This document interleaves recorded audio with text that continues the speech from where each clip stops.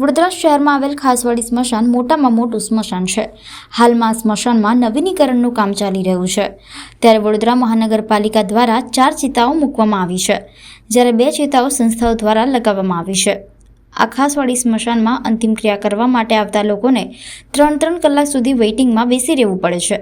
સાથે સ્મશાનની અંદર પુષ્કળ પ્રમાણમાં ગંદકી ફેલાયેલી છે। બીજી બાજુ ઝાડી ઝાકરા સુધી ઊંઘી નીકળ્યા છે। સાથે જે પણ નાગરિકો અંતિમ ક્રિયામાં આવતા હોય છે તેમના માટે બેસવાની કોઈ વ્યવસ્થા નથી।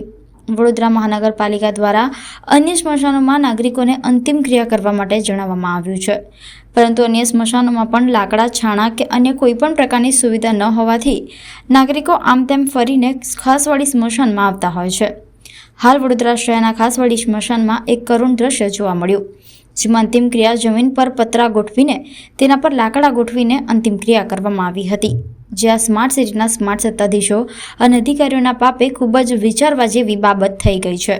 સાથે ખાસવાડી સ્મશાનમાં ગેસ ચિતાઓ હતી તે પણ બંધ કરી દેવામાં આવી છે। તે ગેસ ચિતાઓ પણ યોગ્ય રીતે ચાલુ કરે તેમ વડોદરા શહેરના સામાજિક કાર્યકર અતુલ ગામેચીએ જણાવ્યું હતું।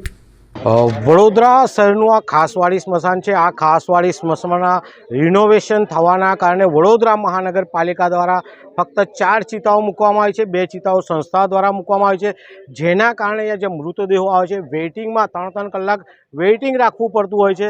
સાથે આ સ્મશાનમાં જોઈ શકો છો પુષ્કળ પ્રમાણમાં ગંદકી છે, લોકોને બેસવાની વ્યવસ્થા નથી, એટલે કે ખાસવાડી સ્મશાન જ્યાં મૃતદેહોને પણ અંતિમ ક્રિયા માટે 3 કલાક વેઇટિંગમાં રહેવું પડે છે। બીજી બાજુ જોવા જઈએ તો અન્ય સ્મશાનોની ફાળવણી કરી છે, અન્ય સ્મશાનોમાં પણ કોઈ પણ જાતની લાકડાની કે છાણાની કે કોઈ સુવિધા કરવામાં આવી નથી। તમામ નાગરિકો ખાસવાડી સ્મશાનમાં આવી રહ્યા છે। હાલમાં જોઈ શકો છો કે મૃતદેહોને જમીન પર પતરા નાખીને લાકડા લગાવીને અંતિમ ક્રિયા કરવામાં આવી રહી છે, એટલે કે સ્માર્ટ સિટીના સત્તાધીશો, સ્માર્ટ સિટીના અધિકારીઓ વડોદરા શહેરને સ્માર્ટનું બિરુદ આપવાની લહેરમાં ક્યાંક ને ક્યાંક અંતિમ ક્રિયા કરવા આવતા તમામ નાગરિકો સાથે અન્યાય કરી રહ્યા છે। અને હાલમાં જે જોઈ રહ્યા છો કે જમીન પર પતરા નાખીને અંતિમ ક્રિયા કરવામાં આવી છે।